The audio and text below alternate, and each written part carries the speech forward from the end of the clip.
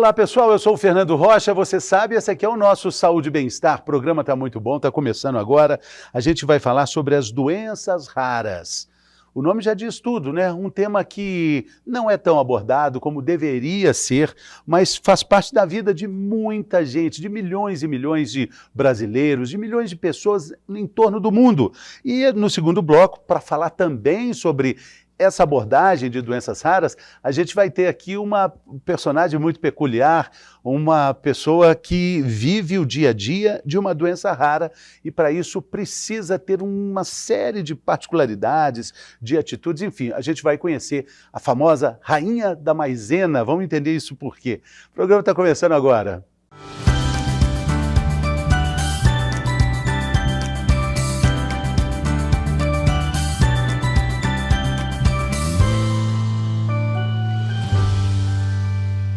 Muito bem, vamos falar sobre as doenças raras que, na verdade, elas constituem um grupo de 6 a 8 mil tipos diferentes de doenças e afetam até 65 indivíduos para cada grupo de 100 mil habitantes.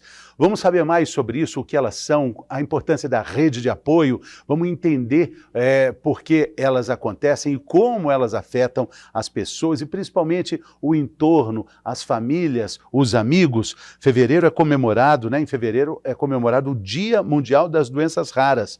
E a nossa querida Santa Casa, que a gente sempre fala aqui, participa dessa campanha, entre outras ações, iluminando também o prédio da Santa Casa com as cores da campanha. Então, para falar sobre isso, quem está aqui conosco é a nefrologista e preceptora da Residência Médica da Santa Casa, a doutora Silvana Miranda. Bem-vinda, doutora, tudo bem? Tudo bom, obrigada pelo convite, é uma honra estar A alegria é nossa. Eu, quando vi a sua alegria, sua simpatia, eu pensei, puxa, é familiar, mas aí eu fiquei sabendo, a senhora é irmã do doutor Paulo Miranda, a simpatia peculiar da família, um grande abraço aí para a família toda, o pessoal de Varginha, doutor Paulo é presidente da Sociedade Brasileira de Endocrinologia, né? Exato. E você escolheu a nefrologia.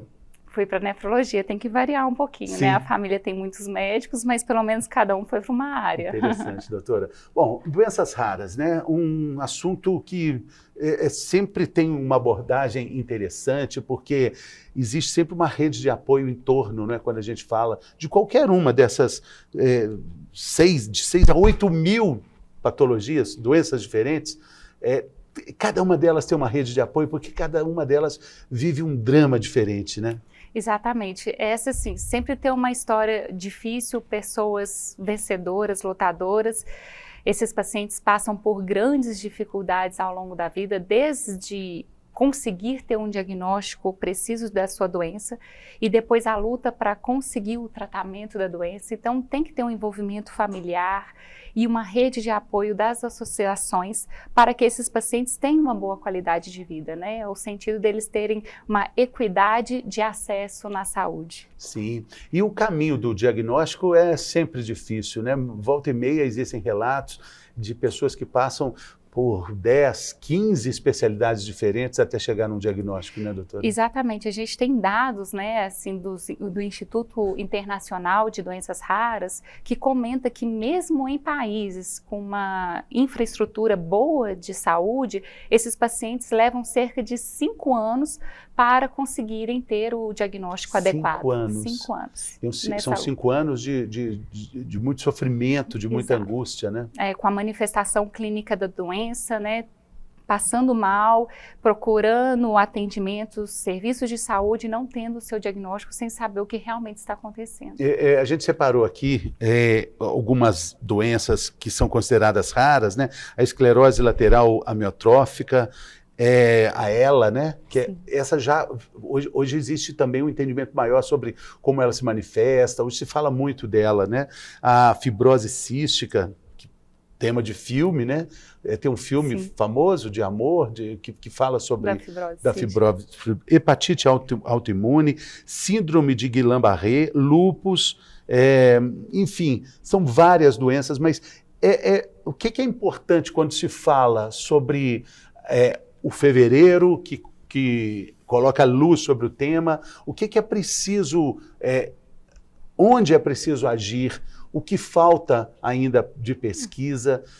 Por que é importante falar sobre isso? Exato. Primeiro que sim, porque as pessoas escutam doenças raras, mas quando a gente pensa no número de doenças raras, que são mais de 6 mil, no mundo nós temos cerca de 300 milhões de pessoas que são portadoras de doença rara. Então é um número exorbitante. Então existe um lema... Mais do que a população do Brasil, Exato. né? Bem mais. Temos aqui 200 milhões de habitantes, 210, são 300 milhões de pessoas no mundo. No Brasil são cerca de 13 milhões de pessoas. 13 milhões. Então existe o lema dos pacientes de doença rara, que eles falam, somos raros, mas somos muitos. Então, o Dia Internacional de Doenças Raras, que foi criado em 2008, ele tem o propósito de falar sobre esses pacientes, aumentar a conscientização sobre esse grupo de pacientes que tem todo um desafio e dificuldades em alcançar o diagnóstico. Isso acontece porque a gente tem limitações de informações e de conhecimento científico de qualidade, além de ter profissionais capacitados em fazer esses diagnósticos. E muitas vezes a suspeição clínica ela não é o suficiente, precisa de exames laboratoriais, técnicos e infraestruturas que não são em todos os locais que a gente tenha acesso a eles.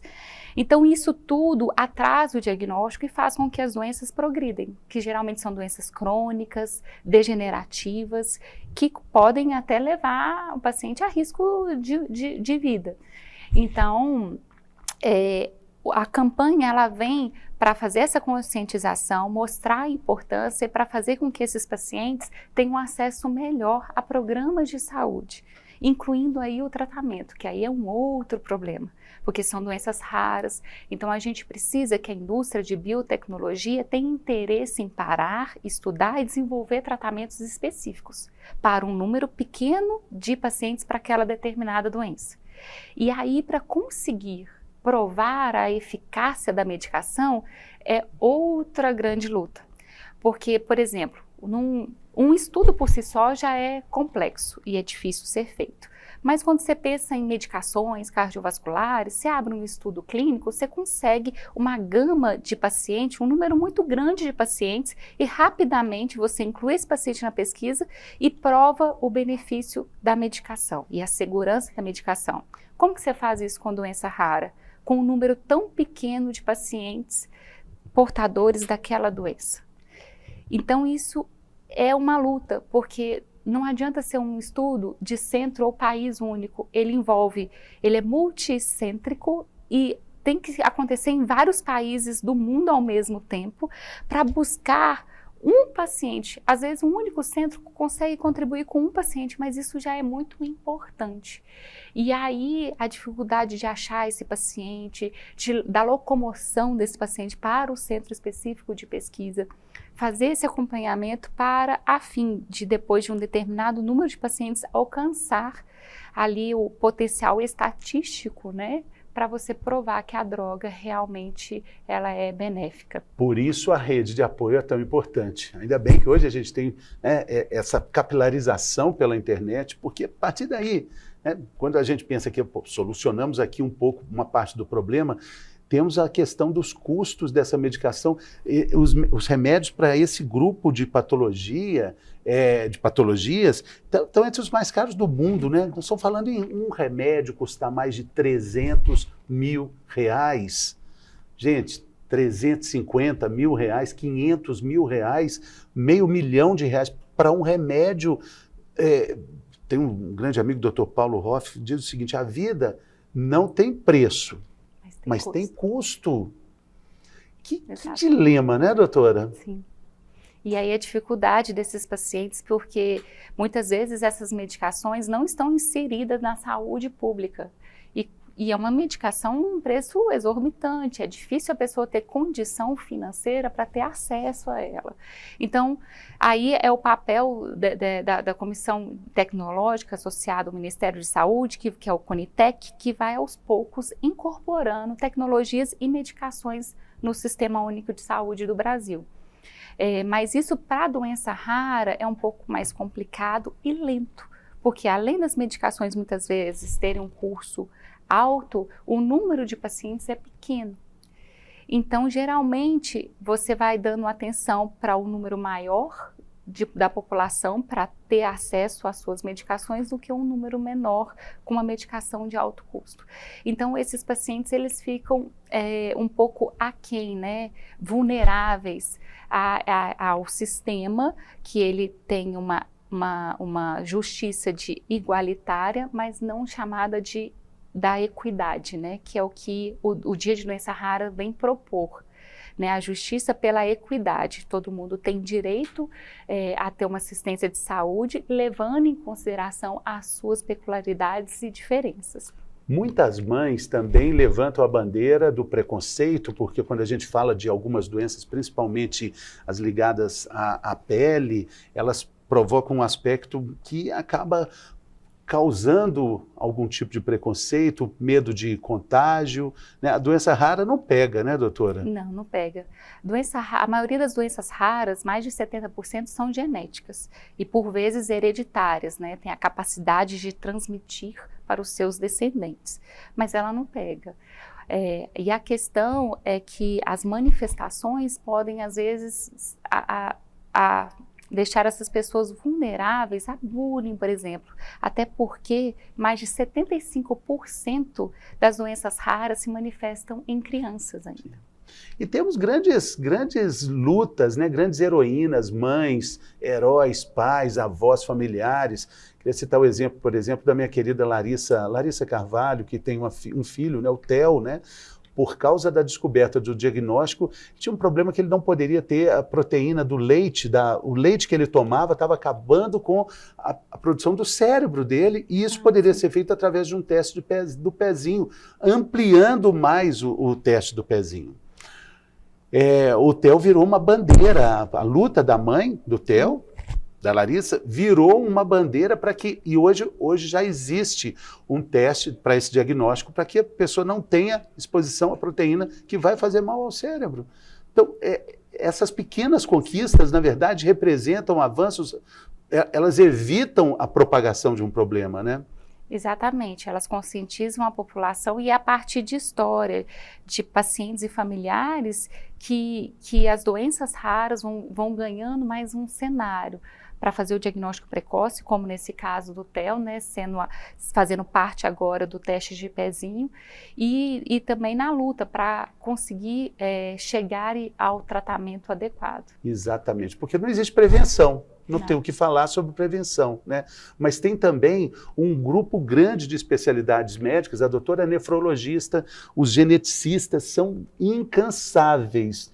Aliás, os geneticistas dizem o seguinte, que o trabalho deles, a continuidade desse trabalho, diminui muito o custo, né, do que já foi antes, né? Hoje testes genéticos são feitos com muita facilidade, com menos custo do que era tipo, há menos de 10 anos atrás. Sim, a genética tem crescido muito e ajudado muito no diagnóstico dessas doenças genéticas e hereditárias. Ainda é um desafio, né, porque ainda há muito a se entender, mas os geneticistas eles têm um papel fundamental para qualquer tipo de doença rara, para ajudar, inclusive, na avaliação de prognóstico e planejamento terapêutico desses pacientes. Você acha que os médicos, principalmente pediatras, né, que estão ali presentes num primeiro momento ali do nascimento, eles também, cabe a eles uma avaliação mais atenta, que muitas vezes pode não existir? Nós estamos falando de um país imenso, continental. O que é importante falar sobre isso? Com relação ao desenvolvimento das crianças, atenção dos pais, mães, e ali naquele, né, a unidade de pronto atendimento, esse diagnóstico pode ser feito precocemente a partir de uma atenção maior, né? Exatamente. Como você disse, a doença rara ela não tem prevenção, mas a gente tem como limitar os danos dela fazendo um diagnóstico precoce. Então, existem doenças que a manifestação já começa nos primeiros dias ou anos de vida. Então, a assistência à saúde da criança nessa fase, a rotina de levar no pediatra é fundamental para você conseguir um diagnóstico precoce. E insistir, né? Que aí a Letícia, a próxima convidada, ela vai contar muito da história, como foi o diagnóstico dela. Já que a senhora está falando, vamos dizer, olha, no próximo bloco, você que está acompanhando a gente a gente vai ter um exemplo claro, né, de uma doença rara que ela foi, né, percebida de uma forma, depois a gente vai saber, né, deve ter sido dolorosa, né? O que a Letícia tem? Ela tem uma dependência do consumo do amido, né, daquela farinha de amido, a popular maisena, né? Ela virou a rainha da maisena, ela é uma influencer digital, uma digital influencer, e leva isso com bom humor. O que foi exatamente ali, doutora? A Letícia, ela tem uma doença que chama glicogenose. Glicogenose. É uma doença genética, hereditária. Existem mais de 12 tipos de glicogenose. E essa doença, ela causa uma alteração no metabolismo do glicogênio. E o glicogênio é a nossa principal fonte de energia. Então, como a metabolização do glicogênio ela está alterada, esses pacientes não conseguem ter liberação da glicose no período de jejum. Então, eles fazem hipoglicemias, mas hipoglicemias graves, levando a crises convulsivas, que podem até durante a infância comprometer o crescimento e o desenvolvimento intelectual da criança. O diabético luta também contra crises de hipoglicemia. Tá. No caso da Letícia, não é exatamente diabetes. Não, não é, porque o diabético, muitas vezes a hipoglicemia está relacionado ali ao ajuste do tratamento. E geralmente as hipoglicemias não são tão graves no diabético. No caso dessa doença, não. São hipoglicemias graves que acontecem por mínimos períodos de jejum. Ou às vezes a pessoa adquire uma gripe, a metabolização aumenta e ela não consegue ter esse acesso à glicose por causa da doença e ela entra em hipoglicemia grave. Sendo assim, uma colherada de maisena, exatamente, imediatamente. Ela deve ter alguns sinais para isso, né? O corpo deve mandar, o organismo, né, deve mandar, né? Exatamente, mas a dieta ela faz parte da rotina. A ingestão desse amido cru, ele faz parte do tratamento. Ele é de horário e cada paciente vai ter ali a quantidade necessária de acordo com o seu metabolismo, porque vai entregar essa glicose que o glicogênio alterado não consegue promover para esse paciente. Falando mais sobre a questão, né, da genética nas doenças raras, existe um trabalho de apoio também para amenizar a dor das mães com os filhos com doenças raras, quando se pesquisa, se investiga, poxa, é uma causa, pode ser uma causa genética, é comum ter esse problema, essa culpa, a mãe, o pai, por exemplo? Às vezes eles ficam preocupados, as mães muitas vezes ficam culpadas, achando que foi algo que ela fez durante a gravidez, ou algo que ela se alimentou, ou alguma medicação que ela usou, mas não tem essa relação. Medo de ter outro filho? Fica com medo de ter outros filhos, porque algumas doenças têm essa característica hereditária, né, que podem passar. Então, conhecer qual tipo de mutação, qual a herança, isso é importante até para esse planejamento familiar. A gente estava falando, né, da rede de especialidades que cuidam, né, das doenças raras, né, que dão apoio a essas famílias e pacientes. Doutora nefrologista, os geneticistas, neurologistas também estão muito engajados. Eu queria dar dicas aqui, informação para quem está nos assistindo sobre como buscar esse apoio. Você faz parte de uma rede, né, que é dos nefrologistas? Exato, eu faço parte do Condora, que é um comitê de doenças raras da Sociedade Brasileira de Nefrologia.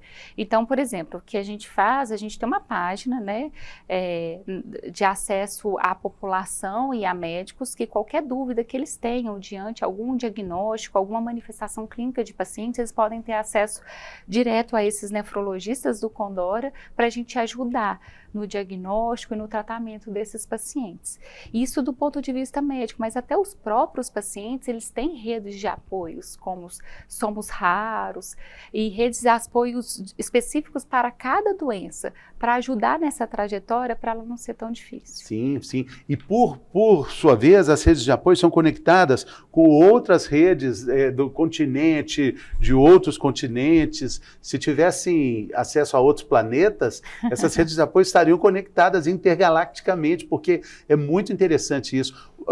Que a gente falou no início, né? Se tem um caso aqui, é preciso saber, ó, se tem um outro caso na Austrália, vai fazer diferença. Se tem outro caso na Nova Zelândia, no Canadá, na China, no Japão, tudo está conectado, né? Essa é uma grande vantagem da gente viver nesse tempo atual, né, doutora? Exato, a troca de informação é mais fácil, né, e mais rápida. Então, a importância dos estudos também, da gente conhecer esses pacientes e publicar as histórias desses pacientes, porque assim a gente pode estar ajudando, talvez em outro local do mundo, alguém fazer o diagnóstico porque leu o que foi publicado baseado numa história em outro país. Né? Tem histórias assim? Ah, sim, muitas. De gente que descobre casos em países distantes. Que bacana. A gente está fazendo, né, esse programa de hoje, falando sobre as doenças raras, com esse lema, né? Somos raros, mas somos muitos, né? E a gente agora tem o quadro que se chama Mitos e Verdades. Seu irmão, Dr. Paulo, já participou muitas vezes. Deu tudo certo. Então eu falo a palavra, a frase, e você me diz se é mito ou se é verdade, tá bom? Não pode colar. Você trouxe cola aí, doutora. Tem várias colas. Aí eu te falo, vamos lá então? Vamos lá, então. Então agora.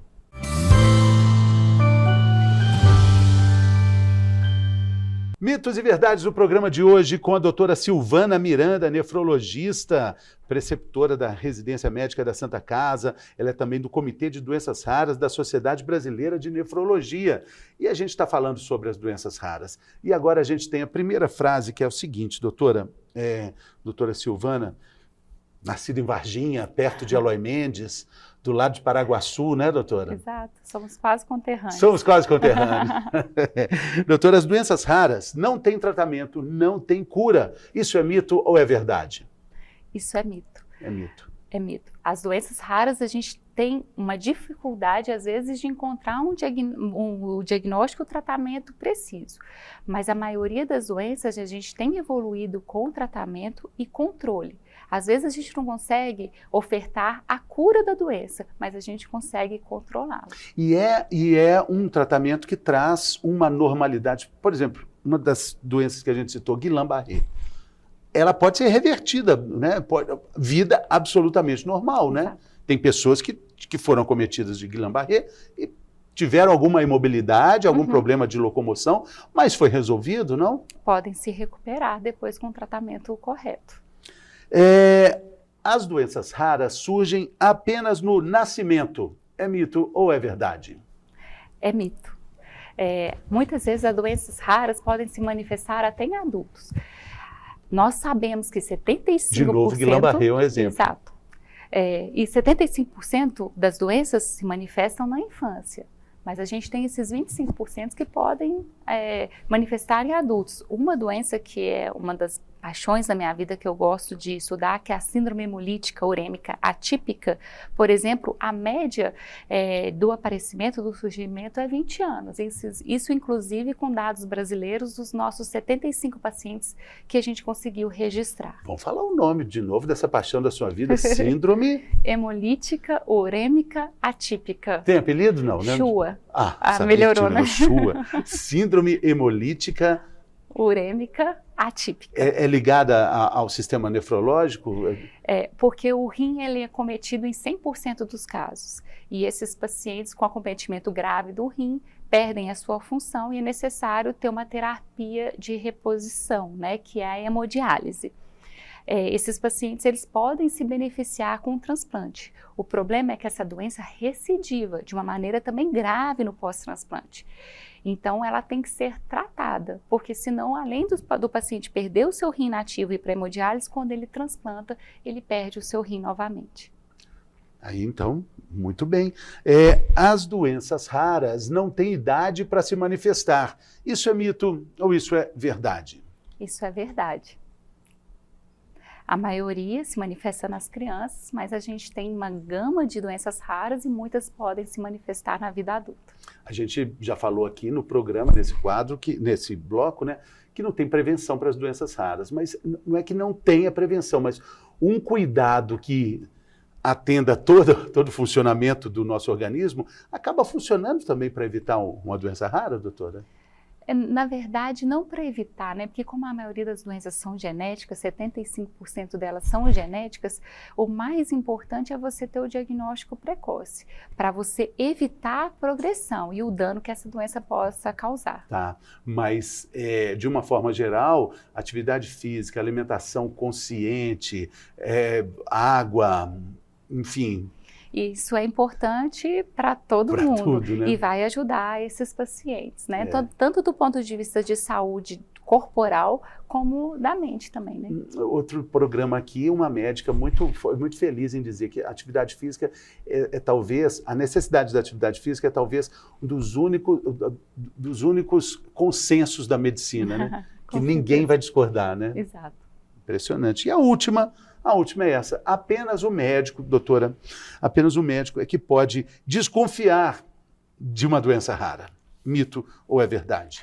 Acho que é mito, porque muitas vezes a desconfiança da doença rara parte dos familiares que estão vendo ali o seu filho, o seu irmão, que seja, passando por dificuldades, apresentando manifestações clínicas, e hoje a gente tem acesso à informação.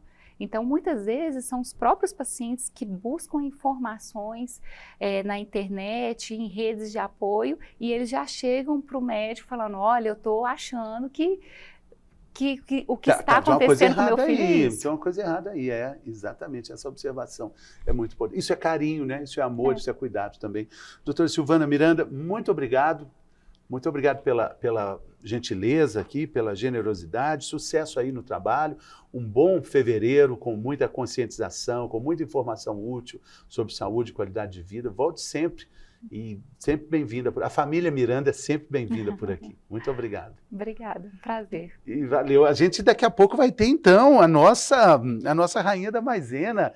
Diz a Lídia Bento que ela vai trazer um prato de maisena para mostrar como é que funciona. Vamos ver então daqui a pouco, depois do intervalo.